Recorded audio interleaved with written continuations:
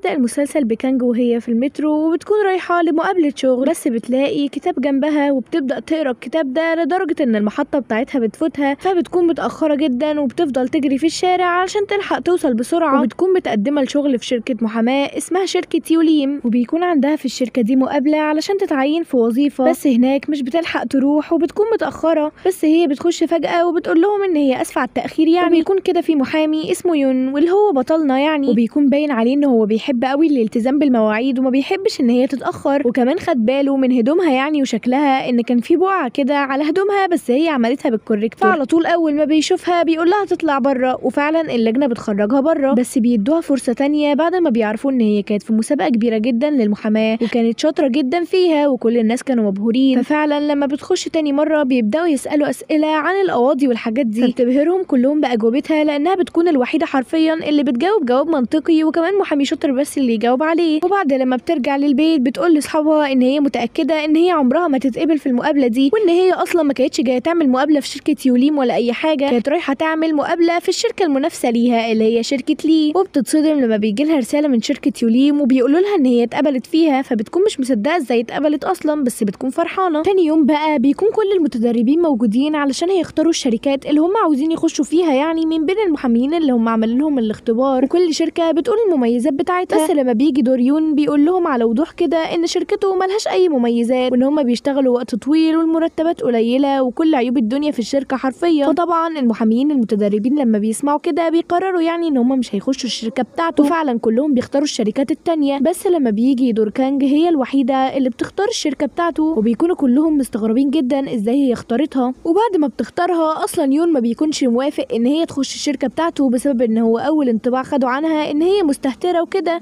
وكمان مش بتحترم المواعيد. بس في واحد اسمه هان شغال معاه فضل يقنعه يعني ان هي شاطره جدا وكل الشركات كانوا يتمنوا ان هي تبقى معاهم. فعلا اقتنع يعني ووافق ان هي تخش شركته. وبيكون في محاميين اضطروا يجوا لشركه يون بسبب ان الشركات الباقيه ما عادش فيها مكان ان هم يخشوا فيه. ومن بين المحاميين دول كان في واحد منهم زميل كانج كان معاه في المدرسه وكمان دلوقتي معاه في الشغل، وبيبدا هان يعرفهم على الشغل ويوريهم رئيس القسم بتاعهم، وكمان بيديهم المهام اللي هم المفروض يعملوها. وبتكون كانج عندها مهمه عن شركه كده عن توزيع الغاز، وبتبدا كانج تدور عن موضوع قضيه الغاز دي، وبتروح لمكان كده بيكون ليه علاقه بالقضيه، وبتلاحظ ان في منطقه في انخفاض سنوي غريب قوي وكل فتره عماله توطى اكتر وارباحها عماله تقل. فبتروح تسال الراجل المسؤول عن المنطقه دي، فمش بيرضى يقول لها جواب يعني وبيمشي وبيسيبها. فهي مش بتيأس وبتروح للمنطقه دي وبتقعد هناك يومين تدور عن موضوع واسباب يعني انخفاض الارباح فيها بشكل مفاجئ. وبعد اليومين دول بيكونوا كل المحاميين في الشركه مستغربين قوي هي ما بتجيش ليه، وبتيجي فعلا. وبيكون في اليوم ده شعرها مبلول وشكلها غريب قوي. ولما بتخش اليون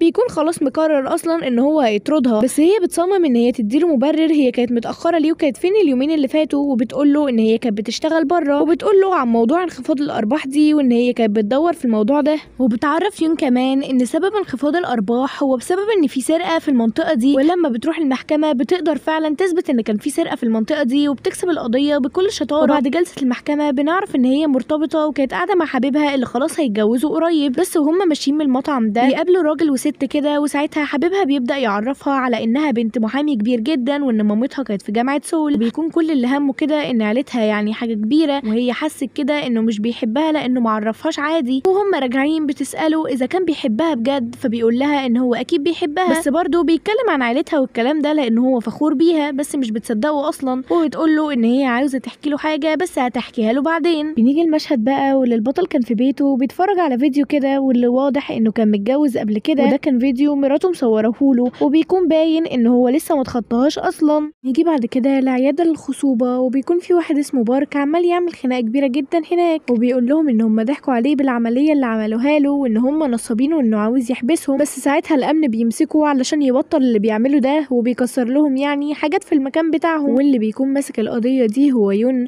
وبيعرف ان الموكل بتاعه المفروض يدفع 400 مليون بسبب الخسائر اللي هو عملها في العياده دي، وبيكون شايف طبعا ان المبلغ ده كبير جدا عليه لانه حتى ما يعرفش يدفع 4 مليون هيدفع 400. بنيجي بعد كده لكانج واللي بتكون قاعده مع حبيبها وخلاص بيعرض عليها ان هو يتجوزها، فبتقرر ان هي لازم تقول له الحاجه اللي قالت له هتقول له عليها بعدين. الحاجه دي بتكون ان هي عندها اخت توأم مطابق ليها بالظبط، بس اختها دي عندها اعاقه سمعيه، فوهي صغيره خالتها اتبنتها، وخالتها كمان اصلا عندها اعاقه سمعيه. فلما عرف الموضوع ده غير رايه كده عن الخاتم وقال لها ان هي المفروض كانت تقول له من زمان وان دي معلومات جديده عليه، وبيتعصب كده وبيقول لها يلا نمشي. فبتكون مستغربه قوي هو عمل كده ليه ومش المفروض هو بيحبها. نيجي بعد كده بقى البارك واللي بيروح لعياده الخصوبه دي بالليل علشان يحاول يلاقي اي ملف يثبت ان هم غلطانين، بس هناك الامن بيلاقوه وساعتها بيتقبض عليه لانه كان المفروض جاي يسرق يعني. وتاني يوم بيروح له وبيقعد يتكلم معاه، بس بارك اصلا ما بيكونش عاوز يتكلم معاه لان هو المحاميين كلهم بيقعدوا يعشموه وفي الاخر مش بيجيبوا له حقه. بس بيقول له ان هو غير المحاميين التانيين وممكن يقدر يجيب له حقه لو حكى له على اللي حصل. فبيقول له ان هو راح لعياده الخصوبه دي هو ومراته وعمل عمليه يعني علشان بعد كده ما كانش هيقدر يخلف لان هو كان عنده سرطان، وفعلا هو بقى عقيم بعد ما خد علاج من السرطان وخف، يعني ما عادش هيقدر يخلف تاني، فكان هيستعين بالعياده دي علشان يخلفه هو ومراته. بس ساعتها لما راح لقى ان هو مش هينفع ان مراته تحمل لان هم بوظوا النطفات اللي كان اخدينها منه، فهو عمل كل المشكله دي علشان هو ومراته كان نفسهم يخلفوا قوي. نيجي بعد كده ليون وكانج والمحامين اللي شغالين معاهم واللي بيروحوا يقعدوا مع الناس اللي ماسكين القضيه بتاعه عياده الخصوبه واللي بيكون حبيب كانج منهم اصلا. وساعتها يون بيقول لهم ان هو عايز تعويض 100 مليون وون بسبب النطفات اللي افسدوها للموكل بتاعه واللي كانت هتخليه يخلف. وساعتها حبيب كانج بيرفض وبيقول لهم ان هم اللي المفروض يدفعوا ال 400 مليون اللي عليهم لان موكله افسد حاجات كتير في العياده بتاعه الخصوبه دي. بس يون بيقول له ان هو مش هيعمل كده غير لما يدفعوا ال 100 مليون وون الاول. فساعتها حبيب كانج بيتعصب هو وكل اللي معاه وبيمشوا. زميل كانج في الشغل بقى بيكون قاعد مع الموكل وفهم منه كل حاجه، بيكون كمان سجل كل المحادثه اللي ما بينهم وبيديها لكانج لانها بتكون عاوزه تسمعها، ولما بترجع للبيت بتسمعها فعلا وبتلاحظ ان الموكل بيكرر كلمه وحش كتير، فبتروح تقابله بنفسها علشان تفهم ايه اللي هو بيقوله ده. وبنيجي بقى ليوم المحكمه واللي حبيب كانج السابق بيكون هناك لسه برضه مصمم ان الموكل بتاعهم يدفع 400 مليون، والبطل برضه لسه عند موقفه ان العياده تدفع للموكل بتاعه 100 مليون وون. وساعتها الموكل بتاع البطل بيحكي عن كل حاجه حصلت له عن موضوع السرطان وكل حاجه، وكمان مراته بتخش المحكمه وبيكون باين ان نص وشها متشوه، وبنعرف ان هم قبل ما يتجوزوا حصل حادثه كده وده اللي خلى وشها متشوه بسببها. وساعتها انعزلت عن العالم كله وحست ان هي وحشه، وكمان كانت بتفكر ان هي تنهي حياتها، بس بسبب الاطفال كانت بتتراجع عن الفكره دي، فعلشان كده كان عاوز يخلف هو ومراته. بس لما قرروا يعملوا حقن مجهري العياده افسدت له النطفات بتاعته وكده مش هيعرف يخلف تاني لانه بقى عقيم دلوقتي بسبب عمليه السرطان. ساعتها عياده الخصوبه لما بتلاقي كده انهم شكلهم هيخسروا القضيه فعلا وكمان في صحفي في الجلسه، فبياخدوا استراحه وحبيب كانج بيطلع يتكلم مع يون وبيقول له انه مستعد يعمل معاه تسويه ويدفع كمان ال 100 مليون دول عشان ما يفضحوش يعني في الصحافه. ففعلا بيعملوا كده وبيكسبوا القضيه، وساعتها كانج بتكون فرحانه قوي لان شركتهم كسبت القضيه. في نفس اليوم بالليل كانج بتعرف ان حبيبها خارج في ديت مع واحده ثانيه، فبتروح هناك وبتطب عليه وبتبدا تكلمه بلغه الاشاره، وحبيبها بيكون برضو مش فاهم هي بتعمل كده ليه، والبنت بتكون مفكراه عارف واحده طرشه يعني، وبتمشي وهي متضايقه جدا. وبترجع المكتب بتاع الشغل وهناك يون بيشوفها وبيعرف ان هي متضايقه وبيقعد يواسيها علشان بيبان عليها قوي، وفعلا بتحس ان هي احسن شويه. يجي بعد كده الراجل واللي بيكون قاعد مع اصحابه في الاستراحه من الشغل بتاعه، وواحد صاحبه كده بيكون بيشربوا اصلا قهوه، بس القهوه دي جواها ويسكي بس هو بيكون شارب ومش عارف، وهو سايق كان دايخ جدا بسبب القهوه دي. وساعتها بيلاقي طفل قدامه بيكون باين كده انه خبط الطفل ده، وساعتها والده الطفل بتبدا تزعق وبتكون متعصبه جدا وخايفه كمان على ابنها، وبياخدوا ابنها على طول للمستشفى. والبوليس بيجي وبيقبض على كيم لانهم بيلاقوا نسبه كحول في جسمه وهو ما ينفعش يسوق اصلا وهو شارب. يجي بعد كده للطفل مين هو ومامته في المستشفى، وساعتها بيكون جاله تقريبا شلل في رجله، ومامته بتكون متعصبه جدا وبتكون اصلا كمان رفعت قضيه على كيم، بس بيطلع اصلا ان ما حصلش اي حاجه وان الراجل ما خبطوش، وان دوت تقريبا كده من اثار الصدمه. وبيكون يون وكانج هما اللي ماسكين القضيه دي، ولما بيعرفوا ان هو اصلا ما خبطوش بس جاله شلل بيروحوا على طول لدكتوره علشان يسالوها، فبتقول لهم ان دوت بسبب الصدمه عادي، وان هو كان مفكر ان العربيه خبطته فجسمه حصل له كده. بتديلهم مثال على موقف شبه كده حصل زمان يعني. وبعد كده كانج بتروح تقعد مع الناس اللي شهدوا على موضوع الحادثه ده، وكلهم بيقولوا لها ان العربيه ما لمستش مين اصلا، بس رد فعل والدته اللي كان مبالغ فيه قوي. وتاني يوم كانج ويون بيكونوا توصلوا ان ممكن رد فعل الام اصلا اللي بيكون سبب للطفل صدمه وخلى رجله تتشل، وبيكون اللي ماسك القضيه الام مين هو نفسه حبيب كانج السابق، وبيكون عاوز من الراجل ده تعويض 200 مليون، بس الراجل ما بيكونش معاه، بيرجع للست وبيتذلل لها علشان توافق وتتنازل عن القضيه. وساعتها يون بيخش مع كانج وبيمنعه ان هو يرجع لهم، وبيقول لهم ان العربيه اصلا ما لمستش الطفل مين وان هم كده مش غلطانين، وبيقول لهم ان هم مش هيدفعوا حاجه وان حسابهم مع بعض في المحكمه يعني، وبيسيبهم وبيمشي. يوم المحكمه بقى كانج بتطلب من مين ان هي تعمل تشخيص لحالتها النفسيه، وبتسالها اذا كانت موافقه ولا لا، وفعلا وفعلا بيوافقوا. بعد الجلسه بقى كانج بتروح المستشفى اللي مين بيروح لها، وهناك بتكون عاوزه تقابل الدكتور بتاعه، بس هو بيرفض لان هي اصلا المحاميه بتاعه الخصم بتاعه. وبتلاقي ان في السجلات الطبيه مين بيجي هنا 5 أو 6 مرات بس مش بياخد اي وصفات طبيه. وهي ماشيه بتقابل صاحبتها وساعتها بتسالها عن الموضوع ده، فصاحبتها بتقول لها ان مفيش غير حالتين بس للموضوع ده، وهو وسواس المرض، حاله تانية كده الصراحه اسمها غريب يعني، فخلينا نعتبرها حاله تانية وخلاص. وبتروح ليون وبتحكي له على كل الموضوع ده وبتقول له على السجلات الطبيه، وساعتها بيقول لها ان ديت حاجه هتساعدهم جدا في القضيه بتاعتهم.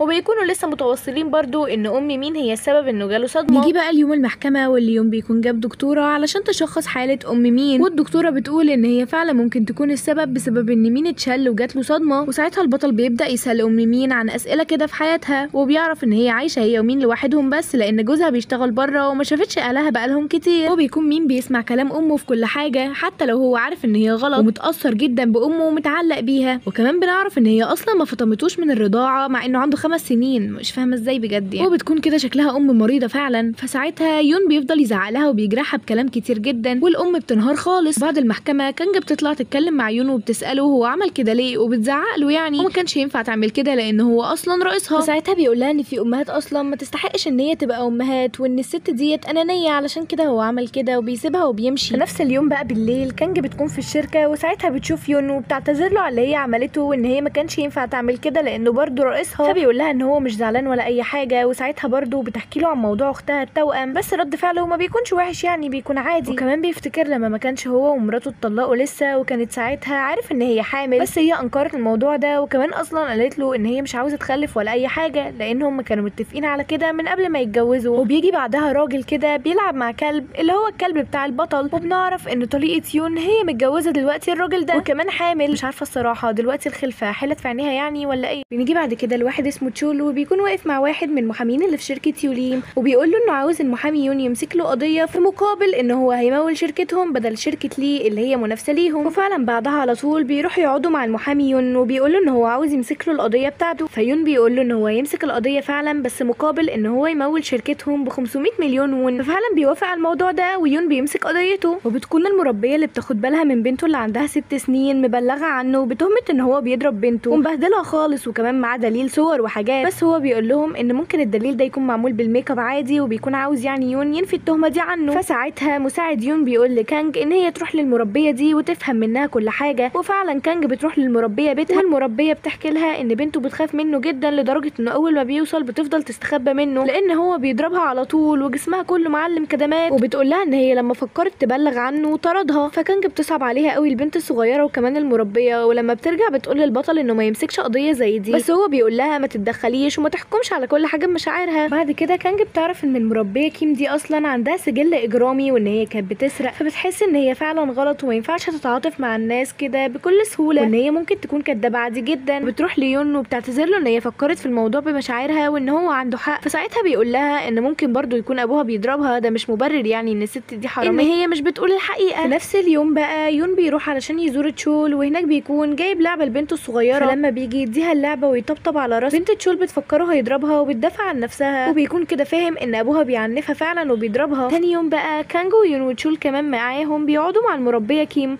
علشان يعملوا معاها اتفاقيه ويخلوها تمضي ان هي مش هتنشر اي حاجه عن تشول تاني، وان هو بيضرب بنته والكلام ده، الا بقى هيسجنوها لو عملت كده تاني. وفعلا بتضطر ان هي تعمل الاتفاق ده بدل ما يسجنوها، وبتكون عاملاه وهي بتعيط اصلا. وكانج بتكون متضايقه جدا من يون وبتقول له انت دافعت ليه عن تشول مع انك عارف ان هو فعلا بيضرب بنته. ساعتها بيشتمه وبيقول لها ان هو مش هيعرف يخلص منه لانه عنده نفوس كتيره، وان هو عارف يداري على الجريمه لحد دلوقتي، فلازم يلاقوا طريقه تانية يفضحوا بيها. وبتفهم يعني ان هو بيخطط لحاجه. وبعدها بيفضل كذا يوم ما بيجيش للشغل، وكانج بتكون مستغربه جدا هو ما بيجيش ليه. وفي يوم وهي قاعده بالليل بتقرر ان هي هتروح للشغل عند مكتبه، وهناك بيروح عليها نومه وهي قاعده على الكرسي بتاعه. وتاني يوم بتلاقيه جه الشغل، وبتساله هو كان فين الفتره اللي فاتت، بس مش بيرضى يقول لها. وبعد كده بيجي اليوم مكالمه من تشول وبيقول له ان هو ضرب بنته والبوليس دلوقتي بره وهو مش عارف يعمل ايه، فبيقول له ان هو هيجي له حالا. وكانج هي اللي بتسوق العربيه وبتوصله، وبيخش وبياخد بنته وبيقول له ان هو هيوديها لدكتور يعني كده علشان ما يتفضحوش. وبيلاقي البنت يا عيني متبهدله على الاخر، وانا الصراحه صعبت عليا قوي في الحته دي. وبياخدها فعلا وبيكون قلقان عليها اكتر من ابوها اللي اصلا مش فارق له، وبيوديها للمستشفى، وبيطلع ان هي عندها نزيف داخلي وان هم لازم يعملوا لها عمليه دلوقتي حالا. وفعلا بتعمل العمليه، وكمان المربيه كيم بتيجي وبتكون قلقانه جدا عليها. وبعد ما تعمل العمليه يوم بيروح لتشول البيت وبيضربه جامد وبيكون خلاص مش همه اي حاجه وبيقعد يشتمه. وساعتها في واحد كده بيجي واول ما تشول بيشوفه بيتبسط على طول وبيفكره هيدافع عنه، بس رجاله الراجل ده بياخدوا تشول وبيكون واضح كده ان يون اللي كلم الراجل ده يجي اصلا. وبنعرف ان تشول كان بيختلس اموال الراجل ده وفعلا بياخد تشول وبيبدا يضربه زي ما كان بيضرب بنته بالظبط. ومش بيكتفي بكده وبس، لا ده بيرفع كمان عليه قضيه بسبب ان هو كان بيختلس فلوسه وفعلا بيتسجن. بس لما بيتسجن بيطلع اصلا بيروح لدكتور نفساني بسبب اللي الراجل ده عمله فيه، والصراحه يستاهل وفرحانه فيه قوي. وبنته بقت كويسه وبقت عايشه كمان مع مامتها دلوقتي. وبعد بقى ما القضيه دي خلصت كانج بتبدا تحس كده ان هي معجبه بيون شويه. وفي نفس اليوم برضو يون بيجيله مكالمه ان الكلب بتاعه تعبان قوي فبيروح علشان يشوفه وبيلاقي جوز طليقته هناك. وبنعرف ان جوز طليقته ده اصلا كان صاحبه في ثانوي، مش فاهمه ازاي بجد اتجوز طليقته يعني. المهم يعني كمان بيشوف طليقته وهي هناك وبيلاقيها حامل. ساعتها بيتصدم قوي لان هي كانت رافضه الحمل معاه، دلوقتي يعني بقت موافقه عادي. يجي بعد كده الواحدة مع اصحابها في بيتها وهي بتوريهم لوحة كده اشتريتها جديد وبتقول لهم ان اللوحة دي ب300 مليون. ففي واحدة منهم بدأت تضحك جامد وباين كده ان هي بتتريق عليها، بتقول لها انها شارية اللوحة دي ب100,000 وكمان من قبل ما هي تشتري اصلا. البنت بتستغرب قوي يعني ازاي هي شارياها ب100,000، فبيتراهنوا هما الاتنين هيشوفوا مين فيهم الصادق وعملوا تحدي كده يعني للي هيخسر. بنيجي بقى للراجل اللي اسمه ريو اللي البنت اشترت منه اللوحة ب300 مليون والمفروض ان هو رسام معروف، وبتكون رفعت عليه قضية بتهمة ان الرسمة ديت مش حقيقية وهو سارقها، وبيكون اللي ماسك القضيه دي هي شركه لي. وبعد كده كانج وهي قاعده تشتغل بالليل اختها التوأم جو بعتت لها وقالت لها ان هي عايزاها تمسك قضيه، والقضيه دي بتكون بتاعت واحده صاحبتها اسمها هي، وهي دي بتكون رسمت رسمه كده شبه رسمه الفنان ريو دوت اللي مرفوع عليه قضيه اصلا. وهو بيكون بعد ما اترفع عليه قضيه بيرفع على هي كمان قضيه بيتهمها فيها ان هي سرقت اللوحه بتاعته وكمان باعتها، فكانج بتوافق تساعدها. وساعتها بتروح ليونو المساعد بتاعه علشان تقول لهم على موضوع القضيه دي، وبتقول لهم كمان ان الشركه المنافسه هي شركه لي اللي ماسكه قضيه الخصم. فيون ساعتها بيوافق ان هي تمسك القضيه عادي بس بشرط ان هي اللي هتترفع في المحكمه،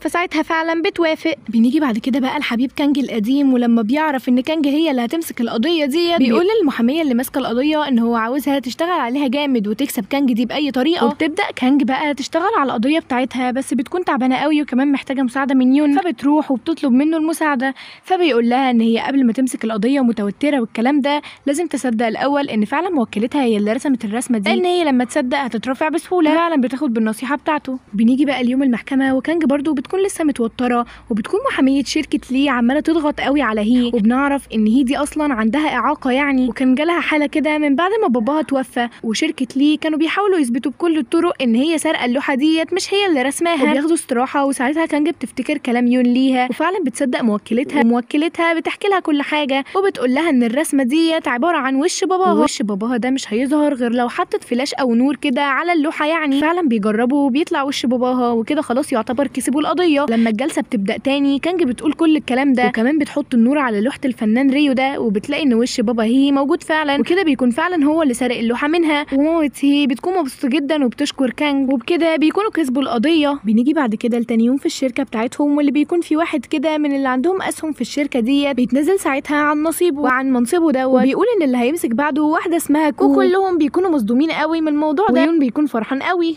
بنيجي لكانج واللي بيكون جاي لها موكله وبتحكي لها ان هي كانت مرتبطه بواحد ل8 شهور بس انفصلوا من 3 شهور كده وهو ارتبط بواحده تانية وهي اصلا لسه بتحبه، وبتقول لها ان هي عاوزه تقضيه. فكانج بتقول لها ان مش هينفع تقضيه لانهم انفصلوا بس وارتبط بواحده تانية وما فيش حاجه اسمها كده في القانون يعني. فساعتها البنت دي بتوريها ظهرها وبتلاقي ان ظهرها كله مليان ندبات كده وعلامات يعني ضرب، وبيطلع ان حبيبها دوت اللي عمل كده. ساعتها كانج بتقول لها ان هي فعلا هتقدر ترفع لها كده قضيه عليه. كانج فعلا بتروح ليون والباقي المحامين وبتقول لهم كمان على موضوع القضيه ديت وان هي مسكتها خلاص، وبتكون البنت دي كانت بتسيبه يضربها عادي لان هي كانت خايفه ان هو ينفصل عنها وهي كانت بتحبه قوي. في يوم بقى كانج واصحابها كانوا خارجين كده في كلوب يعني بالليل، وساعتها شافوا واحد وسيم قوي وكانوا عاوزين يتعرفوا عليه ويعرفوا كانج كمان عليه، بس هي ما كانتش مهتمه. بس وهي بتجيب المشروب ليها هي واصحابها خبطت فيه بالغلط واتدلع عليها، فساعتها بيديها منديل عشان تنظف نفسها، وكمان بيروح يقعد معاها هي واصحابها وبيتعرف عليهم كلهم. واول ما كانج بتعرف ان هو اسمه هان وكمان شغال في شركه كبيره جدا لتصنيع الالعاب، فبتعرف ان ده نفسه حبيب موكلتها السابق اللي كان بيضربها، بس مش بتقول له ان هي عارفه كده ولا ان هي اللي ماسكه القضيه بتاعت حبيبته ولا اي حاجه، بس قالت له يعني ان هي محاميه عادي. وساعتها هان ده قرب منها وفكلها شعرها كده وقال لها ان شكلها كده احسن وبدا يتقرب لها يعني. يجي بعد كده لهان بقى واللي بيكون عارف ان حبيبته القديمه رفعت عليه قضيه ان هو كان بيضربها، وبيكون راح لشركه لي علشان يمسكوا له القضيه دي، وكمان بيعرف بالصدفه ان كانج اللي قابلها قبل كده ديت هي نفسها اللي ماسكه القضيه بتاعت حبيبته القديمه. وفي اليوم ده بقى كانج وكل المحاميين بيكونوا شربوا ومتدهولين على الاخر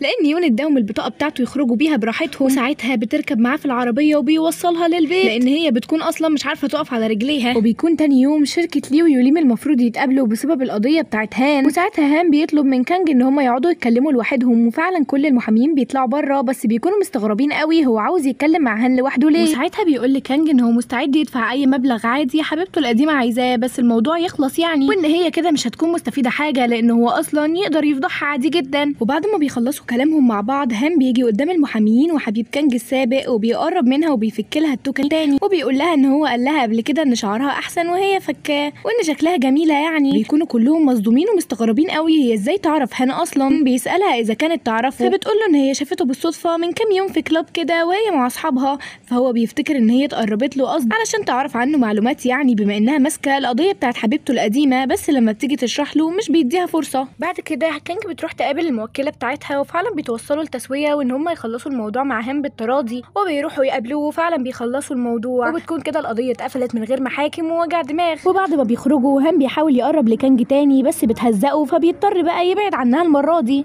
وبعد كده بنيجي بالليل ليون وهو في بيته، وساعتها الجرس عنده بيرن، فلما بيروح يفتح بيلاقي بنت كده واقفه وبتعيط، وساعتها الحلقه بتخلص على كده. ان شاء الله لما بقيه الحلقات تنزل هعملها لكم على طول وابقى انزلها لكم. ما تنسوش تعملوا لايك وسبسكرايب لقناتي التانية وفولو البيج الفيسبوك، ولو عاوزين اي ملخص تاني اكتبوا لي تحت في الكومنتس.